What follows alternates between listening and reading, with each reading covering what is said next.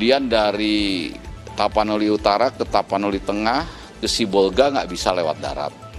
Sehingga beberapa hari Sibolga ini masyarakatnya tidak mendapat tambahan logistik, tapi per hari ini sudah 2 sorti BNPB mengirim logistik menggunakan pesawat Karapan.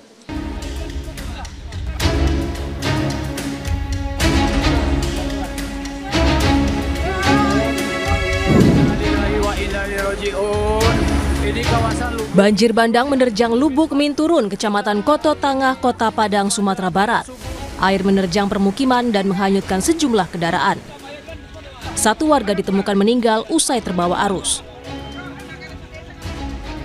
Selain di Kecamatan Koto Tangah, hujan ekstrim yang melanda Kota Padang dilaporkan juga menyebabkan banjir di 2 kecamatan lainnya, Kecamatan Nanggalo dan Kecamatan Pauh. Banjir juga merendam Kabupaten Aceh Utara Aceh semakin parah. 1 keluarga terjebak di atas loteng saat rumahnya hanyut terbawa arus di Desa Paloh Raya. Keluarga ini terdiri dari seorang bayi, 4 perempuan, seorang lansia, dan 1 laki-laki. Melalui rekaman video, mereka meminta bantuan pertolongan kepada tim SAR agar segera dievakuasi. Di Kecamatan Loksukon, Kabupaten Aceh Utara Aceh, dengan menggunakan tali, 1 persatu warga dievakuasi dari banjir yang semakin meluas. Sementara di Kabupaten Tapanuli Tengah, Sumatera Utara, warga juga mengungsi akibat banjir. Seorang bayi bahkan dievakuasi menggunakan kontainer plastik dari atas atap rumah yang kebanjiran. Di Tapanuli Selatan, Sumatera Utara, puluhan warga mengungsi di salah satu pengungsian di Desa Batu Hala. Terdapat 2.000 lebih pengungsi yang terbagi dalam 6 posko di wilayah Kecamatan Batang Toru, Tapanuli Selatan, Sumatera Utara. BNPB akan melibatkan TNI dan Polri dalam penanganan tanggap darurat seperti evakuasi, pengiriman logistik, hingga membuka akses jalan yang terputus. Kemudian dari Tapanuli Utara ke Tapanuli Tengah ke Sibolga nggak bisa lewat darat. Sehingga beberapa hari Sibolga ini masyarakatnya tidak mendapat tambahan logistik, tapi per hari ini sudah 2 sorti BNPB mengirim logistik menggunakan pesawat Karapan. Dan untuk Tapanuli Tengah, informasinya besok juga Bapak Gubernur dari Medan akan mengirim 1 pesawat. Sementara itu, Wakil Menteri Pekerjaan Umum Diana Kusumastuti bilang ada 4 jembatan yang terputus di Aceh. Pemerintah telah mengirimkan alat berat untuk membersihkan material longsor di Aceh, Sumatera Utara, dan Sumatera Barat.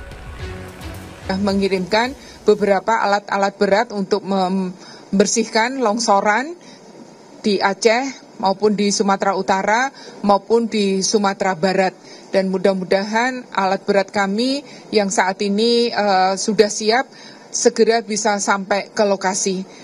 21 yang ada di Sumatera Utara dan kemudian 12 yang ada di Aceh dan 15 yang ada di Sumatera Barat, mudah-mudahan segera bergerak. Soal jumlah warga terdampak banjir dan longsor masih terus berubah secara dinamis. Basarnas memastikan evakuasi dan pencarian korban hilang adalah yang utama.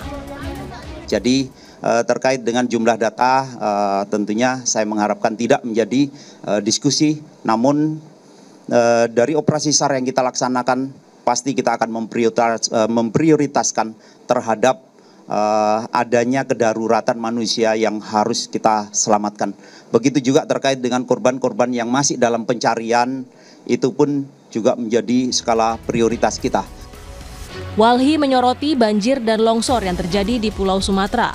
Menurut Direktur Eksekutif Walhi Sumatera Utara, Rianda Purba, sejak 9 tahun terakhir didapati wilayah di hulu Tapanuli Tengah dan Tapanuli Selatan ada ribuan hektar hutan yang rusak.